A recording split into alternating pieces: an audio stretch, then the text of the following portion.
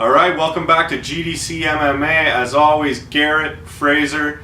The UFC is back in Montreal this weekend. UFC 158, exciting card, main event, GSP, Nick Diaz. Everyone's jacked up about this one. The build-up's been amazing. 3 great fights in the 170 division as well, so likely some shuffling of the deck depending on who comes out on top in these fights. But good main card. Let's start off at the beginning. Mike Ricci, Colin Fletcher, 2 former tough guys, finalists at that. Who do you think takes this one?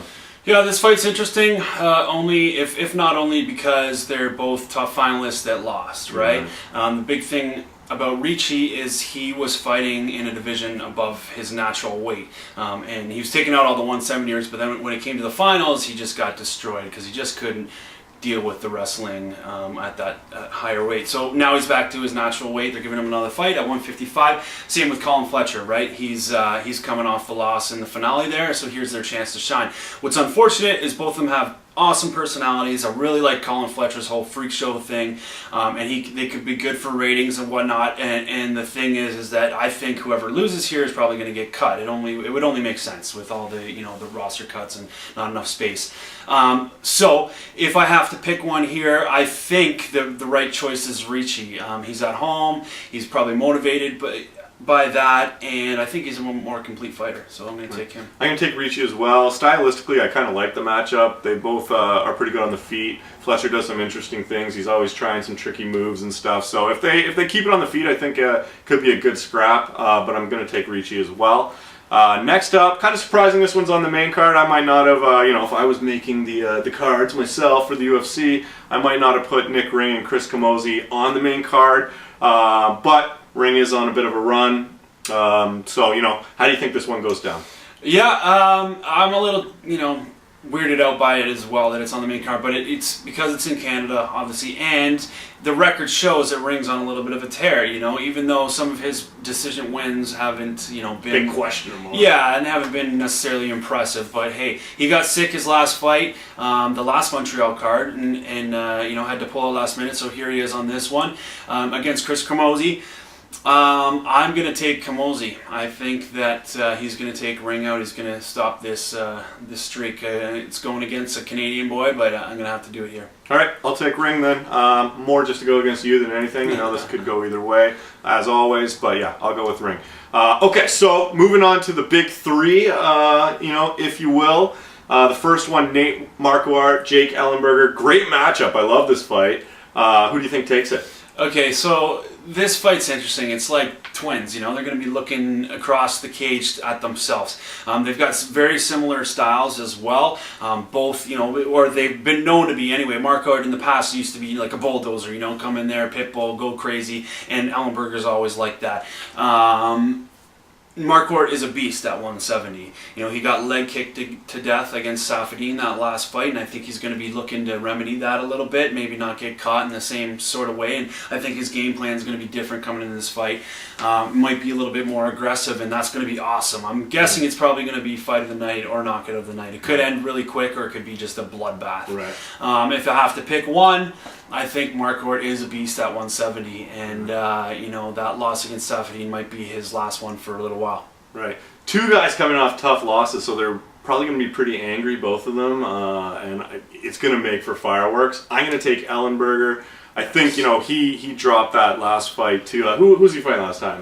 He was a Campman last one? Yeah, and he was winning for most of the fight, and then he got caught right towards the end. But everything I've seen from him has been pretty amazing, and I still put him right at the top of that division. So I'm going to take Ellenberger. I think he takes out Marquardt.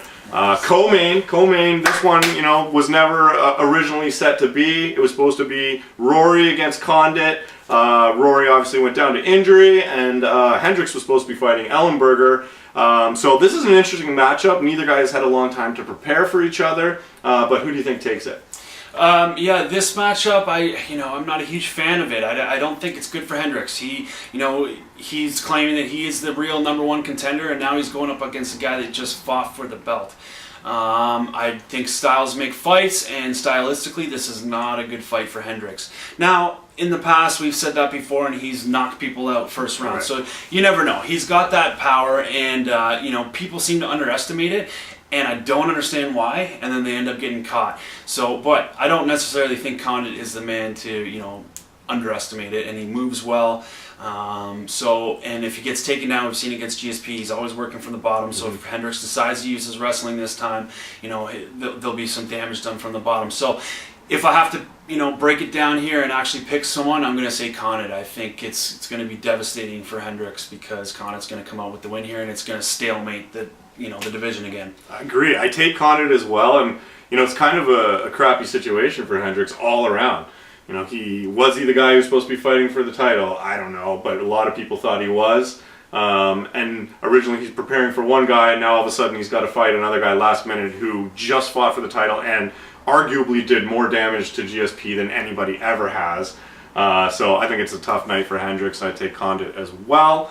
But moving on to the main event, the fireworks leading up to this have been awesome. You listened to the conference call obviously the other day. Oh yeah. What did you think of that? Yeah, I don't know if everybody's listened to it, but it was interesting. Diaz went off, and the main thing I got out of that is, and I kind of agree with him, that he's being painted as this villain, this evil guy. And all the previews, they've got Dana White saying these things about him and what GSP said, and he was just sticking up for himself kind of. But then the fashion he does it is the problem. Like he's such a weird guy. I love it about him, but it's entertaining. But he's being it's asked like he's questions. Bipolar or something, or split personality. For sure. In the same breath, he'll go from being that mean mugging guy who you want to kill to being like this guy who's crying poor. So look, I don't know. I just sit there in amazement, thinking, is this guy actually insane, or what's the deal, right? Yeah, I think it is telling for sure that he is mixed up. I think there's been no question. The soccer mom comment was one of the funniest things I've ever heard. For sure. In any press thing. Well, and also it was so fascinating in the conversation. Like they're going at each other, him and GSP, and then there was kind of an apology on both ends, right? Yeah. There's like Diaz apologizing and saying like, no, I didn't really ever, I have nothing against you, and then GSP saying, taking his comments back kind of thing and saying, I don't have anything against you, which is we're gonna get in there and the better man wins. So it's interesting. I don't think there's as much animosity as they're playing it up going into this fight on Saturday. But let's get to it. Yeah. Who do you think's gonna take this? GSP. Yeah. I gotta go with GSP. And this time, I know you don't think the animosity is quite there, but I felt like GSP's voice was shaking through half that, just with rage. So I think he comes out and smashes Diaz. Not to mention, I just don't think, I like Nick Diaz. I'm a huge fan of his. I think he's great for the sport, but I don't think he's the fighter that GSP is. I just don't. And I think he loses. I think GSP wins pretty handily. I agree with you. This is what I will say. I think this fight is entertaining, and I think it is interesting. It's a good fight for GSP in between Silva if he's going to go that way, because Diaz has got great boxing. He's got the length. At the end of the day, we know GSP. He might keep it on the feet a little bit, but he's going to take him down. And I know that Diaz is good on his back, but GSP is going to be raining elbows. And I think it would be phenomenal for the sport. It would mix things up, and it would just be so crazy if somehow Diaz came out with this win. If it just, some kind of something weird happened and GSP took the loss. Yeah. I don't think it would be the end of GSP. I think he would come back even better. But I think it would be crazy for the sport. It would mix that division up so much, and it would be entertaining to have that guy as the belt holder. And GSP would have to build himself back up. Exactly. It would be great for the sport. Yeah. But I do love GSP, and I do think there's no way he's going to be beaten in this one. So I will also sign off by saying that GSP is going to take the belt home again. Nice. Well, that's it. Actually, before we go, though, big shout out to our boys on Team Canada in the World Baseball Classic last weekend. Not only laying the beatdown on Mexico on the field, but also laying the beatdown on Mexico in the scrap. Yeah. Way to go, boys. But that's it. Big shout out to Haymaker Fightwear, Vindictive, Breaking Point, Garrett, Fraser. We're out.